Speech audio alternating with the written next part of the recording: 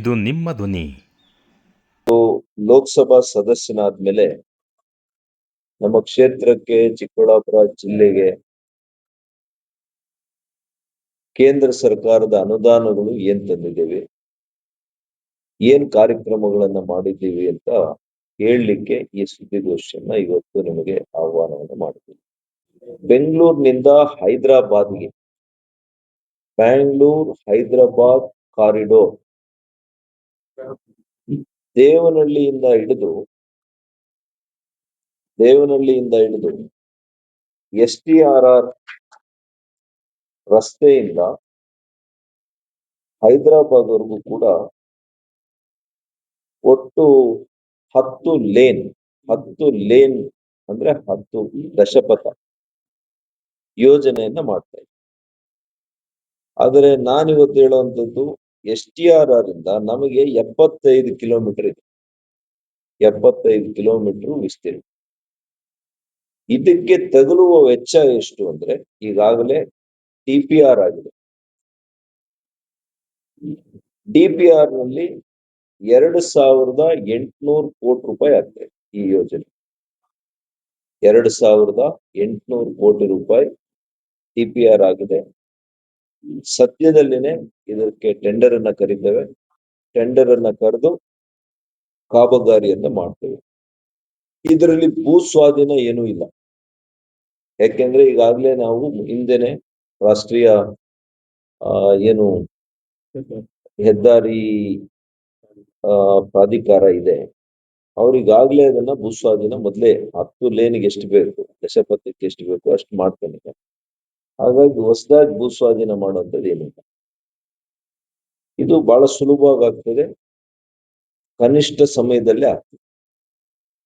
ಭೂಸ್ವಾಧೀನ ಇದ್ದಾಗ ಮಾತ್ರನೇ ತಡ ಆಗುತ್ತೆ, ಕೋರ್ಟ್ಗೆ ಹೋಗ್ತಾರೆ, ಇವೆಲ್ಲ ಏನು ತೊಂದರೆ ಇಲ್ಲ.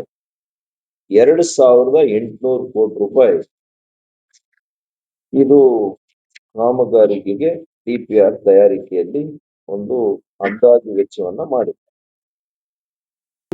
ದೊಡ್ಡಪೈಲ್ಗುರ್ಕಿ ಸಾದ್ಲಿ ಕ್ರಾಸ್ಗಳಿಗೆ NH 44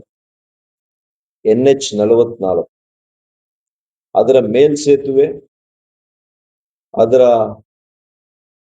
ಸರ್ವಿಸ್ ರಸ್ತೆ ಕಾಮಗಾರಿ NHAI ನಿಂದ 52 ಕೋಟಿಯನ್ನ ಅನುದಾನವನ್ನಾಗಿ ತಂದಿದೆ. 52 ಕೋಟಿ ರೂಪಾಯಿ. ಅದೇ ರೀತಿ ಪೊಟೆನ್ಷಿಯಲ್ ಲಿಂಕ್ ಕ್ರೆಡಿಟ್ ಪ್ಲಾನ್ 26-27ರಲ್ಲಿ ಒಟ್ಟು 6140 ಕೋಟಿ ರೂಪಾಯಿಗಳು ಗುರಿ ಟಾರ್ಗೆಟ್ ಇದೆ. ಆದರೆ ಇದರಲ್ಲಿ 4608 ಕೋಟಿ ರೂಪಾಯಿಗಳನ್ನ ಇವತ್ತು ಸಂಬಂಧಿರತಕ್ಕಂಥ ಇಲಾಖೆಗಳಿಗೆ ಇದನ್ನ ಉಪಯೋಗ ಮಾಡುವಂಥದ್ದು ಆಗ್ತಾ ಇದೆ. ಅದೇ ರೀತಿ FPOಗಳಿಗೆ ಇಡೀ ನಮ್ಮ ಚಿಕ್ಕಬಳ್ಳಾಪುರ ಜಿಲ್ಲೆಯಲ್ಲಿ 11 ಸಂಘಗಳಿದೆ. 11 ಸಂಘಗಳಿಗೆ ಪ್ರತಿ ಸಂಘಕ್ಕೆ ತಲಾ 1 ಕೋಟಿ ರೂಪಾಯಿಯನ್ನ ಕೊಟ್ಟು ಅವರ ವ್ಯಾವಹಾರಿಕ ಆದಾಯವನ್ನ ಹೆಚ್ಚು ಮಾಡುವಂತ ಪ್ರಾಮಾಣಿಕ ಪ್ರಯತ್ನ ನಮ್ಮ ಕೇಂದ್ರ ಸರ್ಕಾರ ನಾವು ಮಾಡ್ತಾ ಇದ್ದೀವಿ.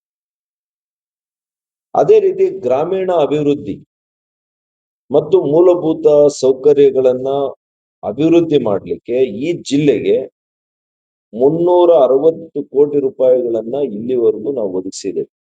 360 ಕೋಟಿ ರೂಪಾಯಿ. ಕೆಲವರೆಲ್ಲ ಕೇಳ್ತಾ ಇರ್ತಾರೆ, ಕೇಂದ್ರ ಸರ್ಕಾರದಿಂದ ಏನ್ ಮಾಡಿದ್ರಿ, ಏನ್ ತಂದ್ರಿ?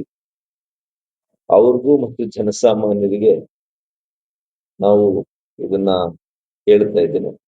ಇದುವರೆಗೂ ಅದರಲ್ಲಿ 360 ಕೋಟಿಯಲ್ಲಿ 138 ಕೋಟಿ ರೂಪಾಯಿಗಳ ಕಾಮಗಾರಿಕೆಗಳನ್ನ ಈಗಾಗಲೇ ಕೈಗೆತ್ಕೊಂಡಿದ್ದೇವೆ. ಅಂದ್ರೆ ಕಾಮಗಾರಿ ಪ್ರಾರಂಭ ವಿವಿಧ ಹಂತಗಳಲ್ಲಿ ಅದು ಮುಂದುವರೆದಿದೆ. ಹೈನುಗಾರಿಕೆ, ಈ 2 ಜಿಲ್ಲೆಗಳಲ್ಲಿ ಹೈನುಗಾರಿಕೆಗೆ ಹೆಚ್ಚು ಜನರು ತೊಡಗಿಸ್ಕೊಂಡಿದ್ದಾರೆ. ಇದು DIDF ಅಂತೀವಿ, ಹೈನುಗಾರಿಕೆ ಮೂಲಭೂತ ಸೌಕರ್ಯಗಳ ಅಭಿವೃದ್ಧಿ. ಇದಕ್ಕೋಸ್ಕರ 80 ಕೋಟಿ ಈ ಜಿಲ್ಲೆಗೆ ಮಾತ್ರ ನಾವು ಒದಗಿಸಲಾಗಿದೆ ಅನುದಾನವನ್ನು. ಇದರಲ್ಲಿ 3,50,000 ಹಾಲು ಉತ್ಪಾದಕರು ನಮ್ಮ ಜಿಲ್ಲೆಯಲ್ಲಿ ಇದರ ಸೌಲಭ್ಯವನ್ನ ಪಡೆದಿದ್ದಾರೆ. ಇದು ಸಂಪೂರ್ಣ ಕೇಂದ್ರ ಸರ್ಕಾರದ ಅನುದಾನ ಅಂತ ಕೂಡ ನಾನು ಹೇಳಲಿಕ್ಕೆ ಬಯಸ್ತೇನೆ. ಶಿಕ್ಷಣ ಇಲಾಖೆಗೆ ಸಮಗ್ರ ಶಿಕ್ಷಣ ಅಭಿವೃದ್ಧಿ ಹಾಗೂ ಪ್ರಧಾನಮಂತ್ರಿಗಳ ಶ್ರೀ PM ಶ್ರೀ ಅಂತ ಕರೀತೀವಿ. ಇದರಲ್ಲಿ 25, 24, 25 ನಾನು MP ಆದ್ಮೇಲೆ 14.14 ಕೋಟಿ ರೂಪಾಯಿಗಳನ್ನ ಈ ಜಿಲ್ಲೆಗೆ ಒದಗಿಸಿದೀವಿ. 14.14.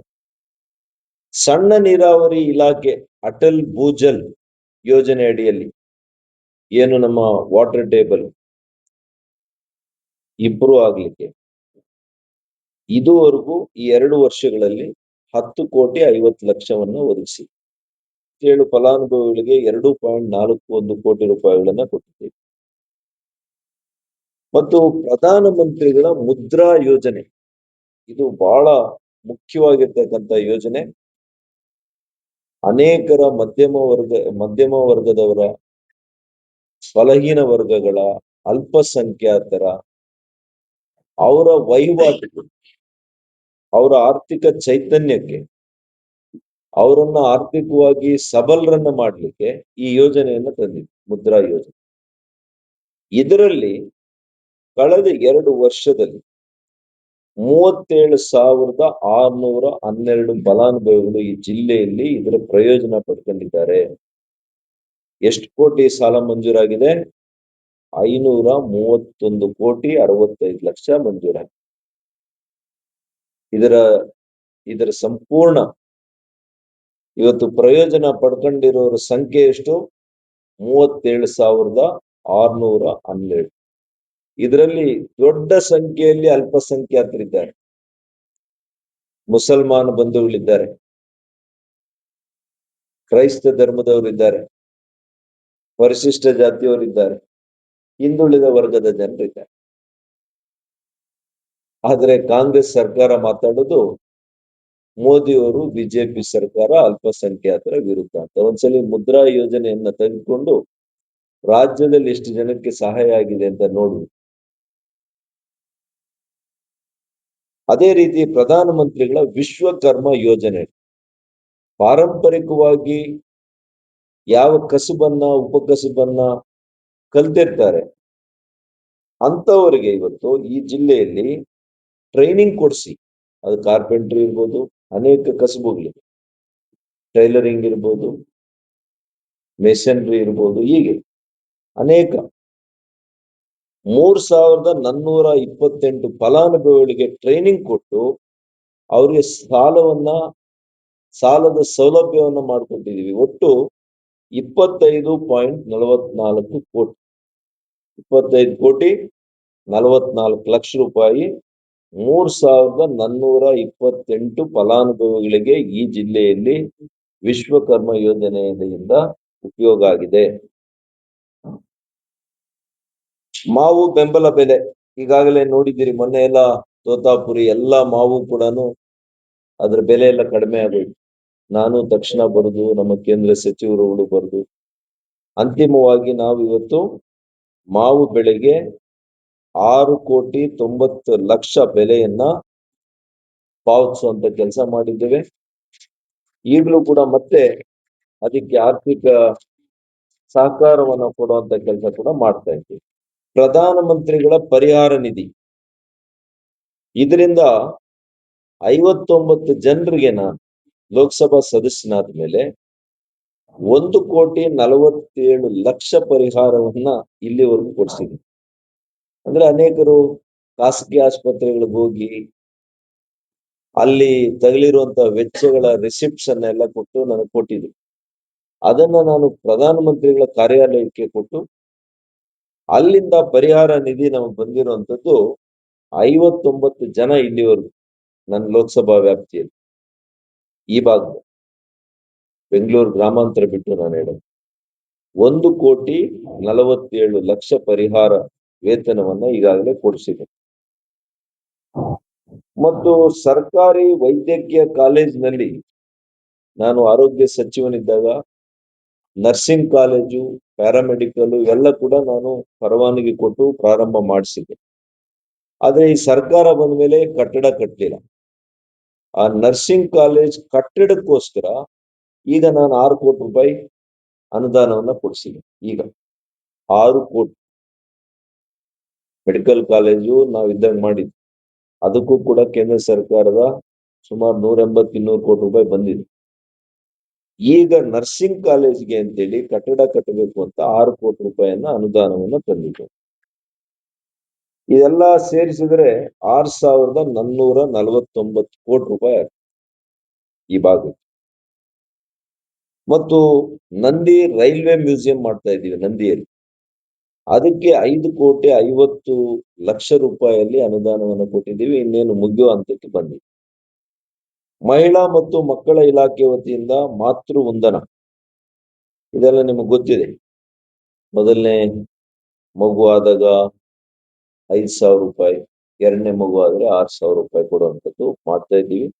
24, 25, 25, 26 ಈ 2 ಸಾಲಿನಲ್ಲಿ 17,168 ಗರ್ಭಿಣಿ ಸ್ತ್ರೀಯರಿಗೆ ಸಂಪೂರ್ಣ ಕೇಂದ್ರ ಸರ್ಕಾರದಿಂದ 8.38 ಕೋಟಿ ರೂಪಾಯಿಗಳು ಅವರಿಗೆ ಆರ್ಥಿಕ ಸಹಕಾರ ಸಿಕ್ಕಿದೆ.